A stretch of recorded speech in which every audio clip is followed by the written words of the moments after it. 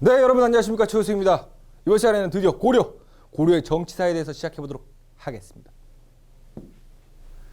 자, 먼저 고려를 들어가기 앞서서 이 배경 설명이 정말 중요합니다.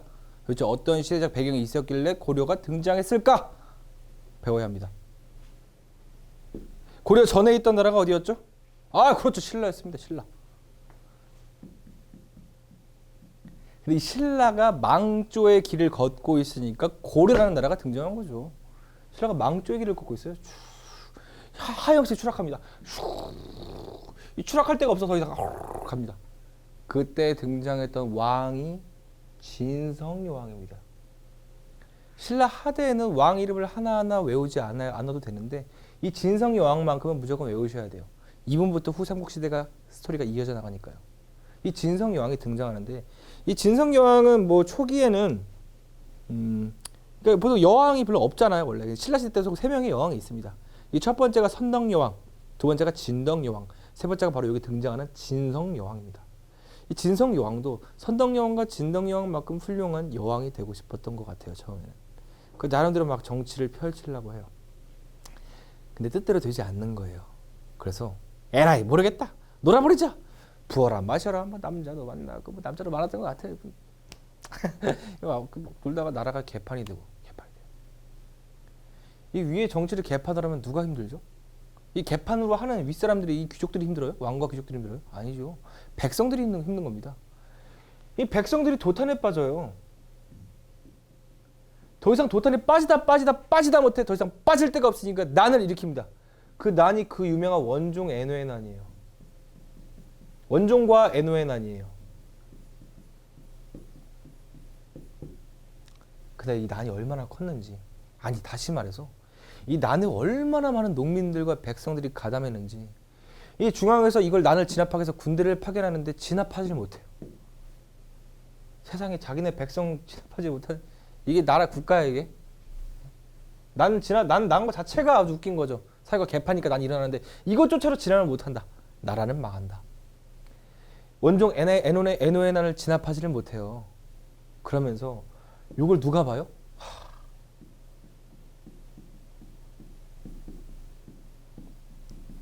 지방 호족들이 목격을 하는 거예요. 야, 안 그래도 지방 호족들이 신라 말기에 점점 신라가 망조에 들면서 이 중앙에서 지방 호족들을 통제하지 못하거든요. 근데 그 통제도 안 되던 호족들이 이는 난을 보는 거예요. 야, 신라 진짜 야 끝났는데? 잠깐만, 야 신라 끝났네. 내가 왕 해볼까? 라는 생각이 각 지방 호족 사회에서 계속 퍼져나가는 거예요. 각 지역에서 호족들이 들고 일어납니다.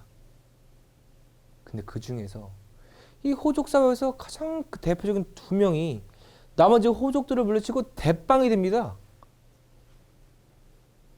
그 대빵 2명의 이름이 바로 견훤과 궁예입니다. 견훤과 궁예. 이 궁예는 후백제라는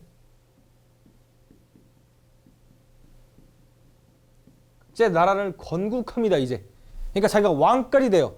지방에서 신라를 반대해서 대항해서 뭐 여러 족을 합쳐가지고 뭐 군대만 이끄는 게 아니라 아니 국가를 이룬다니까요. 그리고 궁예는 무슨 나라를 이룰까요? 그렇죠. 어떻게 알았지? 후고구려. 후고구려를 세웁니다. 그리고 우리가 그 아는 유명한 왕건. 태조 왕건은 아시죠? 옛날에 드라마로도 했었는데. 이 왕건은 바로 이 궁예의 부하였습니다.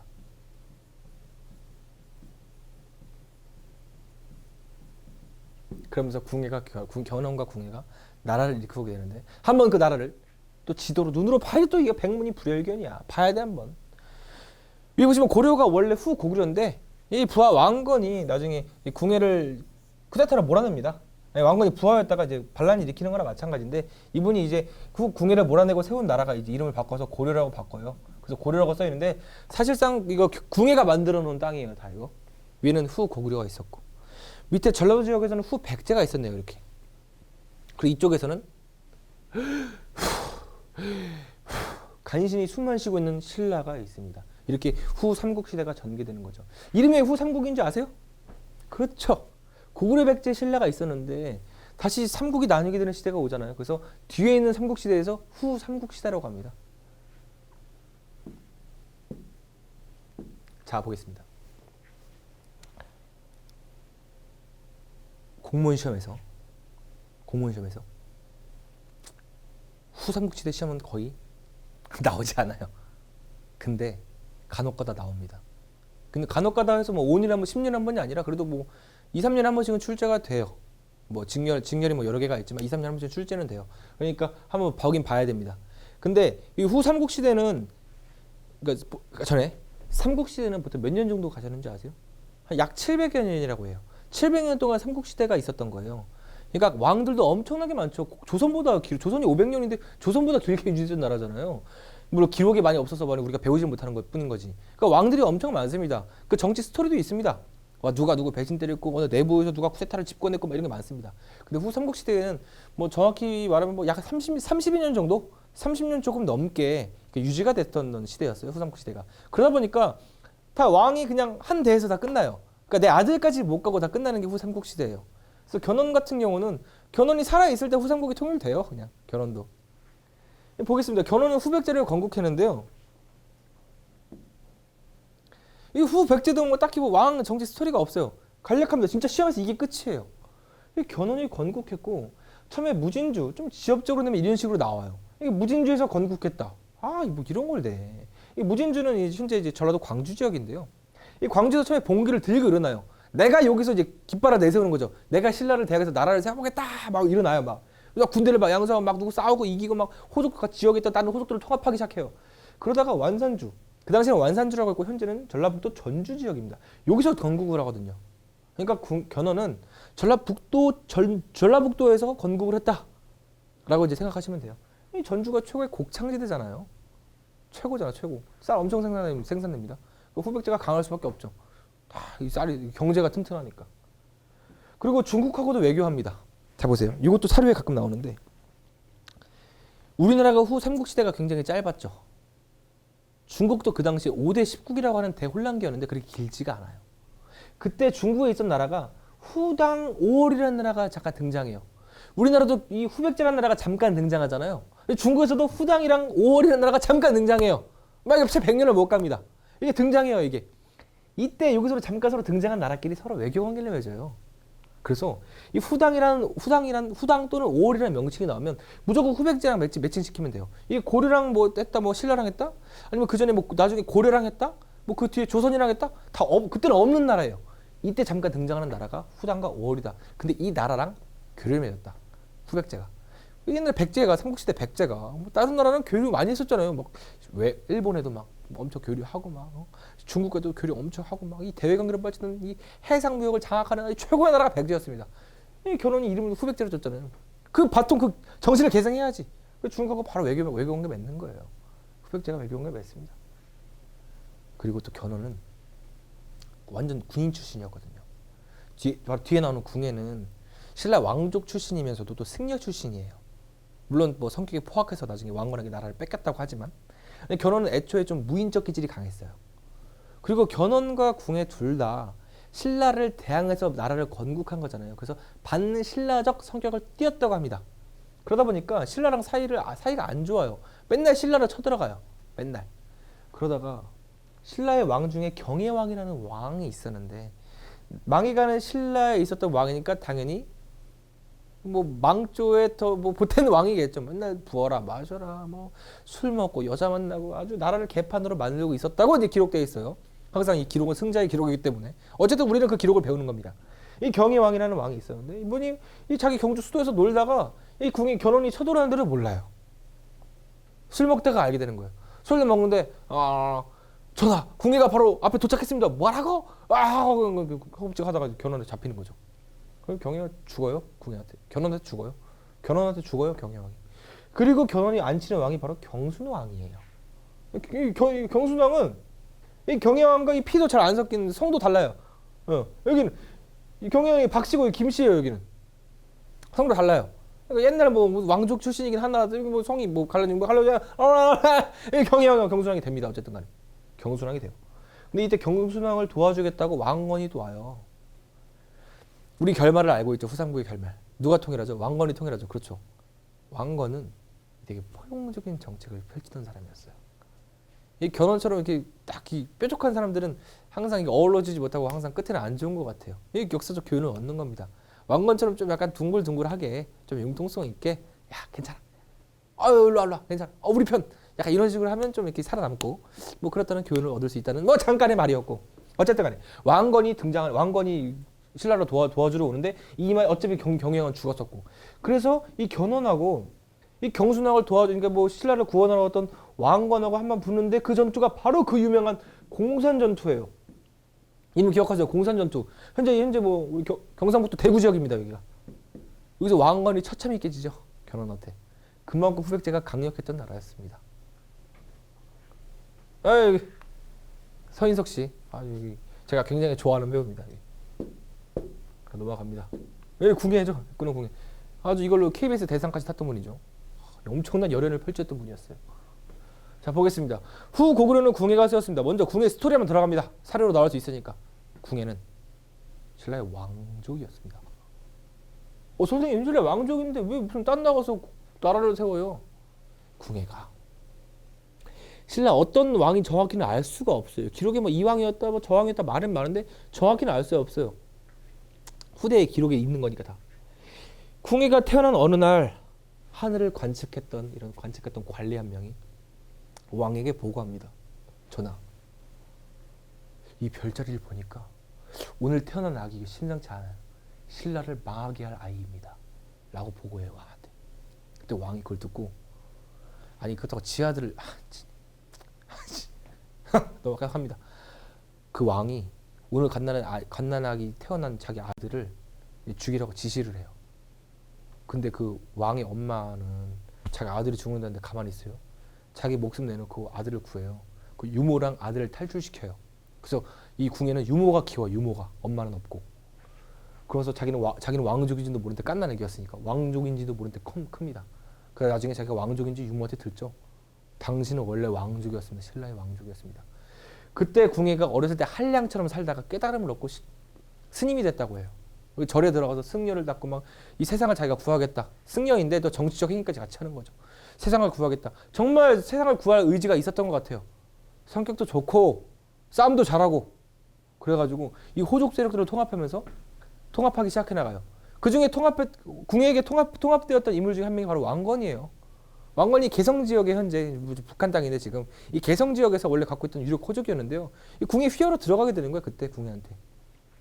그러면서 궁예는 송악이 왕건의 근거지였습니다. 후 고구려를 건국하게 되는 겁니다. 궁예가. 근데 궁예는 좀 변덕쟁이였어요. 처음에는 큰 뜻을 품고 자기가 왕이 돼가지고 이 도탄에 빠진 백성들을 구해서 이 망할 놈의 신라를 몰아내고 내가 제대로 된 나라를 이룩해보겠다고 했던 궁예가 성격이 변하기 시작합니다. 어느 날 갑자기 아침에 일어나니 이렇게 말합니다. 짐은 미륵이니라. 짐은 미륵불이야. 남이 아부 궁예가 했던 게 있었는데 기억이 안 나요. 궁예가 외쳤던 불교 뭐 용어가 있는데 갑자기 기억이 안 나네요. 어쨌든 간에 궁예가 막 그렇게 하면서 뭐 관심법을 쓰면서 나는 너네 마음을 읽어볼 수 있어. 너 지금 나에게 지금 뭐라고 해서 속으로 나 욕했지. 죽입니다. 죽이다 못해 자기 왕비까지 죽여요. 그리고 자기 두 아들도 죽여버립니다. 진짜 무자비하게 변해가는 거죠. 그리고 국호도 자꾸 바꾸는지 자꾸 우리 후세에 태어날 우리 공무원 준비하는 우리 한국사를 공부하는 학생들 힘들게 하려고 그러지 자꾸 국가 이름을 바꿔요. 후 고구려 했다가 마진했다가 태봉했다가 아주 변덕쟁이에요. 이렇게 변덕을 펼치는데 이 신하들이 안 힘들겠어요? 언제 죽을지도 모르는데 또 관심 없어서 나한테 언제 또 안 좋은 마음 먹었다고 죽일지 몰라요. 그래서 그 당시에 성격이 굉장히 좋고 호탕하기도 하면서 싸움도 잘하는데 성격도 둥글둥글해. 다 누구나 만나면 다 의형제 맺으려고 해. 그 사람이 바로 왕건이다. 궁예의 여러 신하들이 왕건을 추대하기 시작해요. 그러면서 이 왕건과 같이 합세해서 궁예를 몰아내고 나라를 세우니 그 나라가 바로 고려다. 고려는 바로 궁예가 세워 후 고구려를 이은 나라겠죠. 그러니까 고려다. 참 설명 하나 안 드렸는데요. 이 광평성이라는 기구단을 설치했다고 시험에 간혹 나와요. 간혹 나오는데 이 궁예가 광평성을 설치하면서 나름대로 이 중앙 시스템을 구축하려고 노력을 했었다라고 이해하시고 넘어가면 됩니다.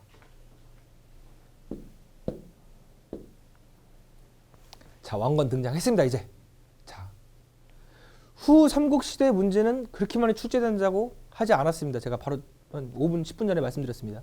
근데 후 삼국시대에서 출제할 때 10중 8구 출제하는 부분이 있습니다. 그게 어디냐? 바로 여기다. 후 삼국의 통일 과정을 시험 낸다, 보통. 그러니까 국외에 대한 문제를 묻기도 하고 결혼에 대한 문제를 묻기도 하고 아니면 통일 신라 말기 혼란했던 시대 상황을 설명하기도 합니다. 그런 문제를 내기도 합니다. 근데 여기서 훨씬 많이 내요. 보통 여기서 많이 낸다. 통일 과정 어떻게 왕건이 어떤 전쟁을 펼치고 뭐 어떻게 신라를 어떻게 흡수하고 백제를 흡수하고 여기 견훤이 어떻게 됐으면 뭐 이런 거 냅니다. 자, 먼저 후백제를 먼저 견훤이 건국하죠. 아이 뭐 당연하죠. 딱 900년에 건국해요. 아 감사합니다. 외우기 쉬우라고 900년에 건국해 주셨네요. 그리고 후 고구려를 건국합니다. 901년에. 그러니까 하나 조심하셔야 될 거는 간혹 가다가 시험에서 애들 에라이 틀려라라고 되는 문제가 후 고구려가 먼저 건국이 됐다. 뭐 이렇게 나올 수 있는데 후백제가 먼저 건국했습니다. 견훤이 먼저 건국한 거예요. 그러다가 궁에 부여했던 왕건이 쿠데타로 집권하게 되는 겁니다. 자, 들어갑니다. 이제 이 당시에 왕건이 집권하자마자 북쪽에 있었던 발해라는 나라가 있었는데 발해가 멸망해요. 발해는 우리 민족이죠. 고구려의 후예였으니까. 발해가 멸망해요. 뭐 간단히 넘어갑니다. 이거는 뭐 엮여 있지 않은 거예요. 발해랑 고려랑 상관없었다가 갑자기 발해가 멸망했다는 소식을 들은 것뿐이니까. 그리고 이 당시에 견훤이 경희왕을 살해하면서 왕건과 견훤의 전투가 제대로 시작됩니다. 이제 자 들어보겠습니다. 견훤이 반신라적인 정책을 펼치면서 자기네 군사를 이끌고 신라로 쳐들어가면서 경희왕을 죽입니다. 그리고 자기가 경우수당을 직접 앉히죠. 그리고 돌아갑니다.